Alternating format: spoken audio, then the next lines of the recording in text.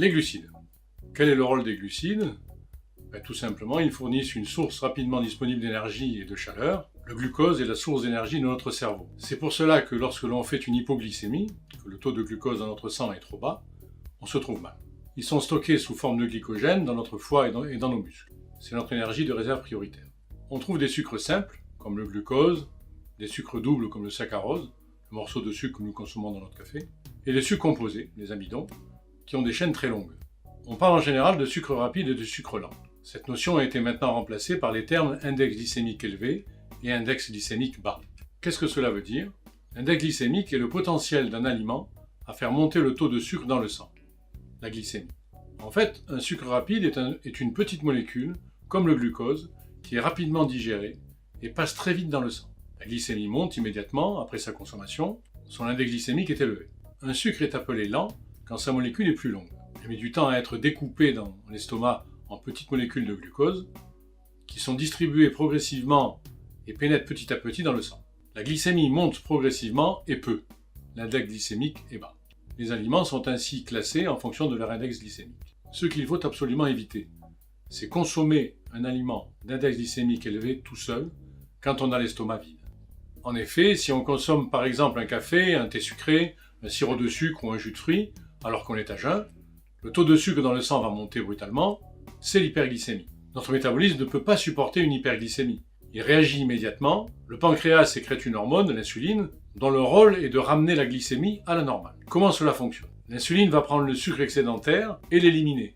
Elle ne va pas le jeter à la poubelle. Elle va malheureusement le transformer immédiatement en graisse de réserve. On fait du gras. Et cela, quelle que soit la quantité de sucre ingérée. Si l'on passe sa journée à faire des petites erreurs alimentaires en consommant des sucres rapides isolés, on va chaque fois faire du gras. Et on peut ainsi prendre quelques grammes par jour, qui font des kilos au bout de quelques mois. De plus, la dose d'insuline sécrétée ne correspond pas exactement à la quantité de sucre en trop. On sécrète un flot d'insuline qui va neutraliser le sucre excédentaire, mais qui va aussi utiliser du sucre circulant dont nous avons besoin. On va faire une hypoglycémie réactionnelle 1 heure à 1 heure et demie après. Du coup, on a un coup de pompe, on a faim, on se rue vers le sucre. La glycémie monte, on sécrète à nouveau de l'insuline et on fait du gras. Toute la journée, on va faire des hypoglycémies et on va sécréter de l'insuline, faire du gras. Et ensuite, on va fatiguer son pancréas.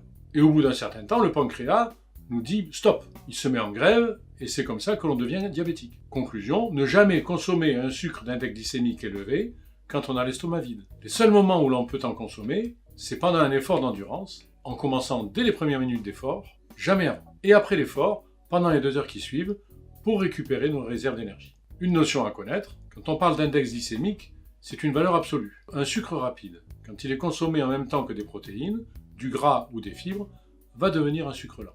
Un exemple, j'avale un morceau de sucre tout seul, ma glycémie va monter. Si avec ce morceau de sucre, j'avale une cuillère d'huile, ma glycémie ne monte pas. Il devient un sucre lent, car l'huile a ralenti son passage dans le sang. C'est la même chose si on consomme en même temps des protéines ou des fibres. Par exemple, l'orange a un index glycémique bas, le jus d'orange a un index glycémique plus élevé, car on a enlevé les fibres que contenait l'orange. Un jus d'orange est aussi glycémique qu'un coca. Par contre, attention, certains aliments ont un index glycémique bas, mais il est bas parce qu'ils contiennent beaucoup de graisse. Gardons toujours à l'esprit qu'il faut aussi faire attention aux calories apportées et à la qualité de ce que l'on ingère. Un sucre rapide pourra être consommé au cours d'un repas, jamais isolé.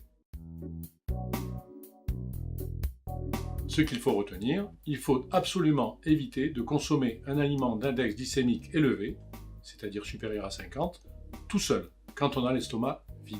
Donc, pas de bonbons, de soda, de thé ou de café sucré en plein milieu de la matinée ou l'après-midi, quand on a l'estomac vide.